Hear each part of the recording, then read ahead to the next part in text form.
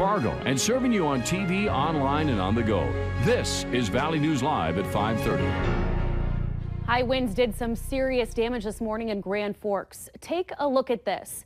This is a picture of the East Grand Inn, and as you can see, part of the roof was ripped off.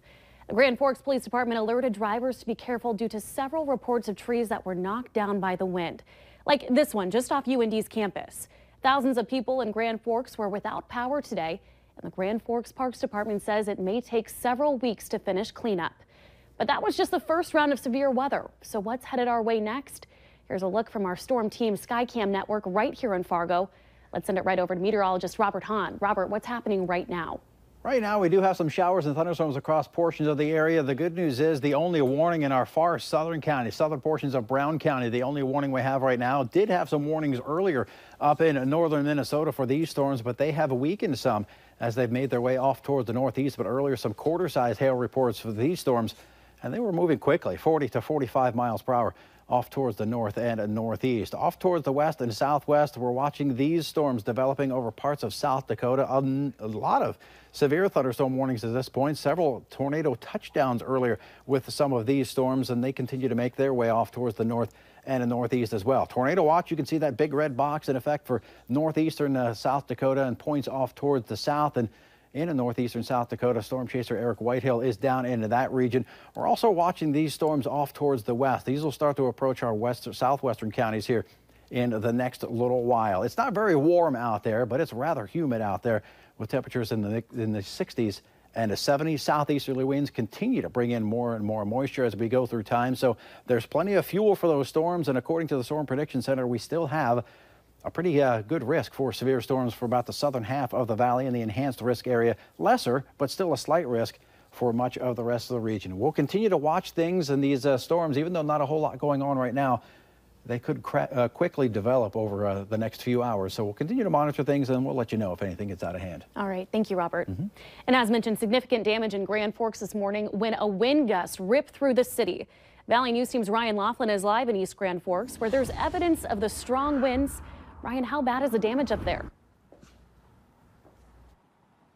Yeah, Christine, the damage goes from East Grand Forks all the way across Grand Forks and across the cities. I'm here right now in East Grand Forks at Stouts Park, and this used to be the bleachers at the ballpark. Strong winds actually picked this thing up and threw it against the backstop. Take a look at this. This is a picture from earlier today. They had to get crews out here to safely get this thing down, but damage was all across the area. Like I said, some big trees down at UND's campus, one of them putting a pretty good sized dent in someone's car hood. No injuries reported, but there's also roof damage at places like the Grand Cities Mall, among other businesses. There's lots and lots of branches down across the city. Street crews have been working long hours here to try to keep the streets clear, but power outages were another problem. Some summer classes at UND canceled, and a lot of other people in the dark. Xcel Energy says that they had 1,500 customers still in the dark tonight. They're working to get them lights back on. 8,500 people totally lost power throughout this storm. Most of them have the lights back on now. And now people, after they've been cleaning up today, are hunkering down for another round of storms tonight.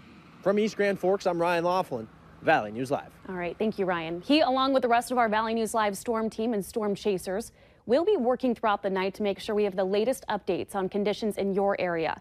Now, in the meantime, make sure to keep an eye on the Valley News Live weather app along with our Facebook page and website for the latest updates. A Fargo police officer is out of jail after pleading not guilty following his arrest for domestic assault. 34-year-old Jeremiah Ferris faces a disorderly conduct charge and 2 misdemeanor domestic assault charges. Ferris is a K-9 officer and has been with the Fargo Police Department since 2009. Valley News Team's Ashley Bishop explains what led up to this and why the department is apologizing for the actions of their own. According to the criminal complaint, Jeremiah Ferris and his girlfriend were at a K-9 event over in Fargo. They came home to their Moorhead home, and that's where the documents say they were drunk, and a fight broke out after allegations of cheating. Ferris attempted to grab his girlfriend's phone, but she would not give it to him. He then grabbed her and forced her to the ground. The victim told police Ferris gets aggressive when he drinks and had swelling to her left knee and elbow. I'm led to believe I have an officer who needs professional help in several areas. We will do our best to facilitate this officer getting the help he needs. Fargo Police Chief David Todd apologized to the victim, the community, Moorhead Police, and the U.S. Canine Association, which event was being hosted by Fargo Police. I'm sorry if the situation has somehow diminished those efforts or taken the joy out of what is usually a fun last day. Chief Todd asked the community to not let one of the officers' actions reflect the entire department and continue to trust them. We must hold ourselves accountable to the extent our community can have faith in us. As for Ferris's canine partner, Bali, Chief Todd says they will discuss what is best for the dog with their canine team. In Moorhead, Ashley Bishop, Valley News Live. Fargo Police has put Ferris on administrative leave and is due in a court for a pretrial hearing at the end of June. New information tonight on a developing story we first brought you yesterday. Still, no official charges for 18-year-old being held for attempted murder. Sam Bjornstedt was arrested Sunday night after a domestic incident, and he's being held on preliminary attempted murder charges. However, today, Towner County Courthouse officials say no charges were filed, and the incident is still under investigation. His cash bond was set at $100,000. Bjornstedt remains in custody at Lake Region Correctional Center in Devils Lake as of this afternoon. Be sure to stay with Valley News Live for more on this developing story. A Moorhead man was charged today in district court after he was accused of sexually assaulting a child. 46-year-old Salah Haldin Hamad was charged with 3 counts of first-degree criminal sexual conduct, 2 counts of attempted first-degree criminal sexual conduct, and 1 count of malicious punishment of a child. Court documents say Hamad tried to force the girl to engage in oral and anal sex with him. To read the full report, head to valleynewslive.com and click on this story. A new report from the Department of Justice District of North Dakota is showing just how serious the opioid problem is in our area. U.S. Attorney Chris Myers announced today that 37 people have been charged or sentenced with heroin or fentanyl-related crimes in North Dakota in the last 2 years alone. Another 13 defendants are awaiting trial for federal opioid-related charges this summer and fall. More fentanyl-related cases have been prosecuted in the past 2 years than the previous 10 years combined. We've got more information along with the full release up on our website. For that, just click on this story at valleynewslive.com. All eyes were on the Senate Intelligence Committee again today as the U.S. Attorney General Jeff Sessions got a chance to tell his side of the story about the ongoing investigation into Russia's interference in the 2016 presidential campaign. Sessions' testimony came just days after former FBI Director James Comey also addressed the committee. Sessions aggressively denied that he engaged in any private meetings or conversations with Russian officials, and he repeatedly stated his reasons for recusing himself from the investigation, saying it was due to a Justice Department regulation. He also blasted allegations that he or anybody in the Trump campaign colluded with the Russians as a, quote, appalling and detestable lie. We're also following a developing story out of Georgia. Authorities there say they are conducting a nationwide search for 2 inmates who escaped from a prison transport after killing 2 corrections officers. 24-year-old Ricky Dubas and 43-year-old Donnie Rowe allegedly got into the driver's compartment and overpowered the 2 corrections officers on a prison bus, then shot and killed the 2 corrections officers. And while the search is focused in central Georgia right now, authorities say the suspects could be headed anywhere, and officers around the country are on the lookout. American college student Otto Warmbier, jailed in North Korea for 17 months, is now on his way back to the U.S. However, the parents of the 22-year-old say he's in a coma and has been since March of last year. They say they only discovered this a week ago. North Korean authorities detained Warmbier last January and accused him of trying to steal a political banner at his hotel. Warmbier was sentenced to 15 years of hard labor after a trial lasting just an hour. A source close to the family tells CNN Warmbier contracted botulism and is in, quote, bad shape.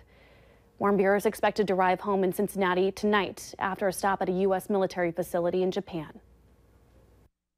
See, there's a forward-facing seat for the paramedic to sit in. The really unique feature of that, they don't have to take their seatbelt off to treat the patient.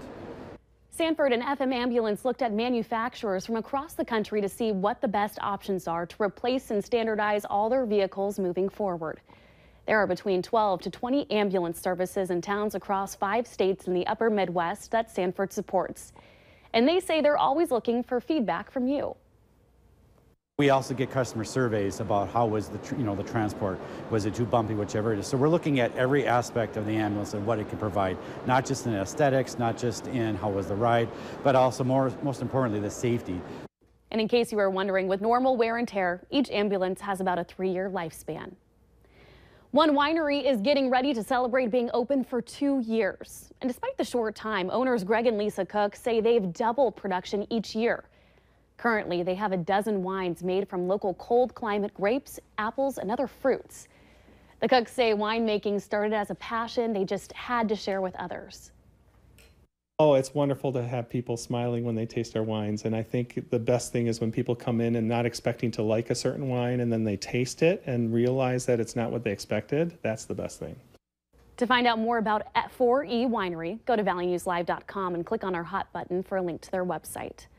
Still ahead tonight, new ratings are out on your car's headlights. So did your vehicle make the best or worst list? Stay with us. Round 1 of severe weather was this morning. Round 2 getting underway across the area as we speak. More on that, as well as a look at the rest of the week's forecast coming up right after this.